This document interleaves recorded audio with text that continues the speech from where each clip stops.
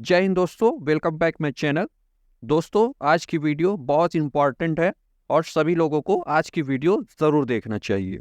इस वीडियो में हम जानेंगे कि जब भी हम प्लॉट या ज़मीन खरीदते हैं तो प्लॉट या ज़मीन खरीदने से पहले हमें कौन कौन से दस्तावेज देखने चाहिए, दस्तावेज के अलावा कौन कौन सी चीज़ें हमें और देखनी चाहिए, और हम कैसे पता लगा सकते हैं कि जो ये प्लॉट या ज़मीन हम ले रहे हैं वो विवादित है या नहीं।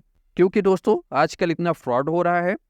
जब भी आप कोई प्लॉट या ज़मीन लेने जाएं तो थोड़ा छानबीन जरूर करें, और कोई भी प्रॉपर्टी या ज़मीन खरीदने से पहले कुछ महत्वपूर्ण बातों का ध्यान जरूर देना चाहिए।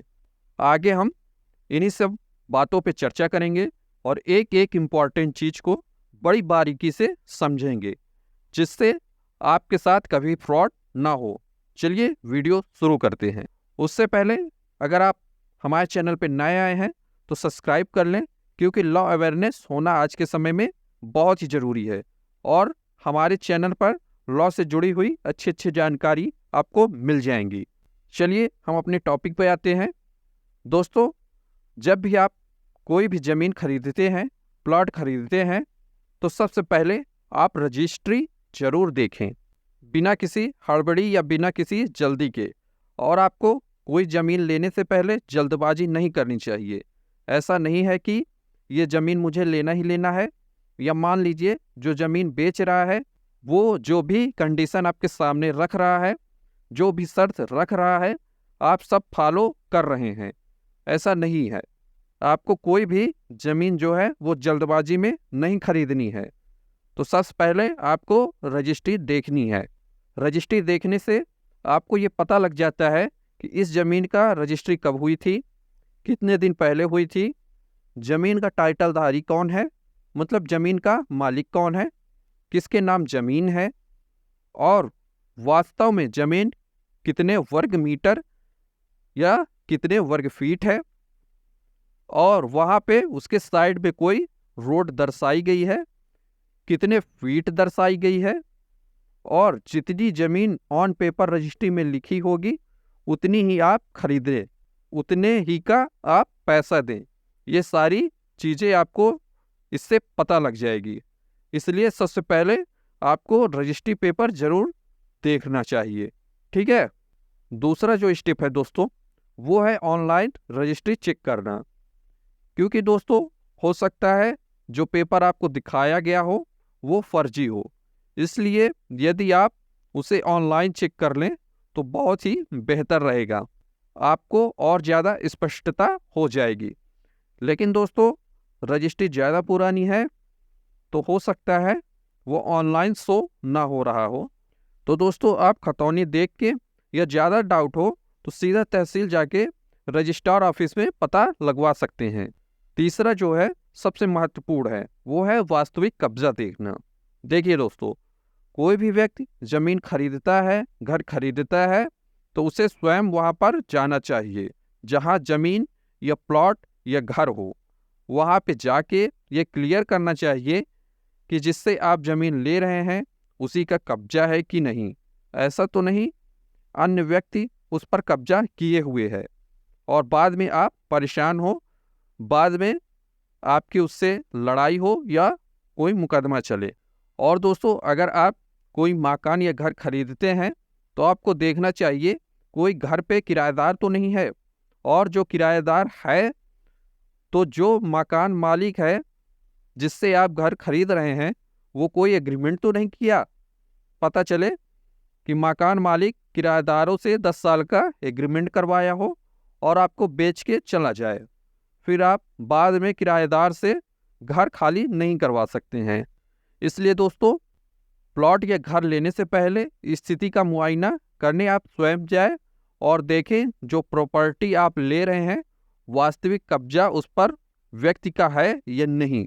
दोस्तों, मुझे पता है वीडियो लंबी हो रही है और आप बोर भी हो रहे होंगे, कुछ भाई तो वीडियो छोड़ के भी चले गए होंगे, बट दोस्तों ये कोई इंटरटेनमेंट की वीडियो तो है नहीं, आपके काम की चीज़ है। इसलिए वीडियो को पूरा देखें और बारीकी से समझें, और वीडियो पसंद आ रही हो तो एक लाइक भी कर दें।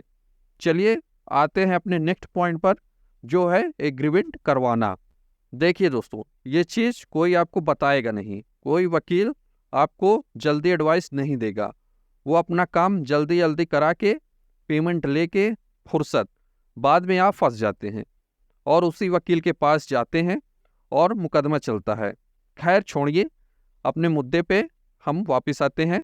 दोस्तों, आप चाहे प्लॉट खरीद रहे हों चाहे प्लॉट बेच रहे हों, आपको एग्रीमेंट करवाना बहुत ही ज़रूरी है। अगर आप एग्रीमेंट करवा लेते हैं तो ये आपके पास प्लस पॉइंट होगा, आपका दाखिल खारिज नहीं रुक सकता। वो आप वीडियो में आके देखेंगे तो आपके समझ में आ जाएगा। दोस्तों, आप चाहे प्लॉट खरीद रहे हों या प्लॉट बेच रहे हों, आपको एग्रीमेंट ज़रूर करवाना चाहिए। अगर आप एग्रीमेंट करवा लेते हैं तो आपके पास प्लस पॉइंट होगा।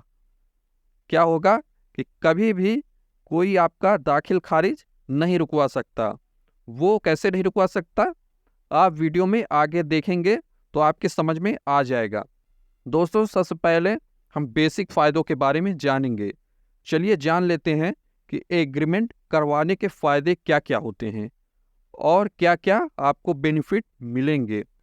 सबसे पहले मैं आपको बता दूं कि जब आप एग्रीमेंट करवाते हैं, जैसे मान लीजिए आपने कोई भी ज़मीन जो है 10 लाख में तय किया है, ठीक है, और आपने उसको 5 लाख रुपए दे दिया।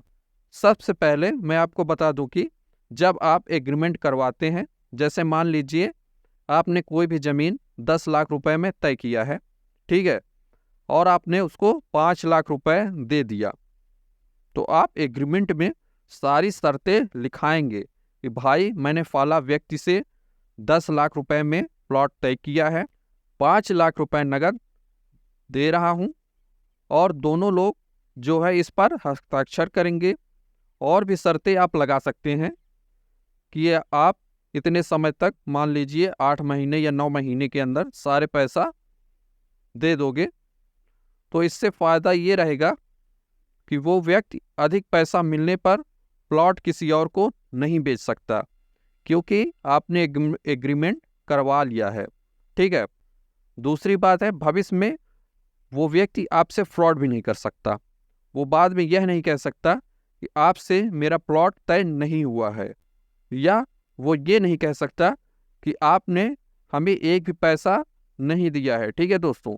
और दोस्तों, ज़मीन लेन देन में आप अगर पैसे दे रहे हैं तो आप जितना पैसे दें बैंक के थ्रू दें, जिससे पैसे का पूरा प्रूफ आपके पास रहे। दोस्तों, अब हम जानेंगे कि एग्रीमेंट करवाने से दाखिल खारिज क्यों कोई नहीं रोक सकता। देखिए दोस्तों, कई बार क्या होता है कि आपने जिससे ज़मीन लिया है उसे कोई दूसरा व्यक्ति भड़का देता है कि बहुत सस्ती ज़मीन तुमने बेच दी, या फिर कोई दूसरा व्यक्ति ज़्यादा पैसा देने को बोल देता है, या फिर कोई कारण से अगर दाखिल खारिज पे आपत्ति लगा दे और आपने बैनामा कराने से पहले एग्रीमेंट करवाया हुआ है, तो आप कोर्ट में जाएंगे तो फैसला आपके पक्ष में ही आएगा, क्योंकि वो एक पक्का एविडेंस होता है और उसे कोई नकार नहीं सकता, और आपके पक्ष में कोर्ट फैसला जरूर सुनाएगी। और एक बात दोस्तों, जब भी आप कोई प्रॉपर्टी लेने जाए तो जल्दबाजी तो बिल्कुल ना करें। हर पहलू को बारीकी से देखें, पूरा संतुष्टि के बाद ही ज़मीन लें। आपको और सिक्योर होना है तो एक एडवाइस मेरी ये है कि जब भी आप कोई ज़मीन लेने जाएं तो आप जिससे ज़मीन ले रहे हैं उससे पहले ही बात कर लें कि कब्जा दिलाए, या आप अपने तरफ से कुछ कंस्ट्रक्शन करवाएं। वहाँ कुछ एक्टिविटी अगर होगी और ज़मीन विवादित होगी तो कोई ना कोई उसे रोकने ज़रूर आएगा दोस्तों, और आपको स्पष्टता मिल जाएगी उससे, और फिर आपको जो भी सही लगे उस हिसाब से डील कर सकते हैं। अगर जानकारी अच्छी लगी हो तो दोस्तों एक लाइक ज़रूर कर दें, और कोई डाउट हो तो कमेंट में पूछ सकते हैं। कोशिश करूँगा आपको उत्तर ज़रूर दूँ। मिलते हैं नेक्स्ट वीडियो में किसी और इन्फॉर्मेशन के साथ। धन्यवाद।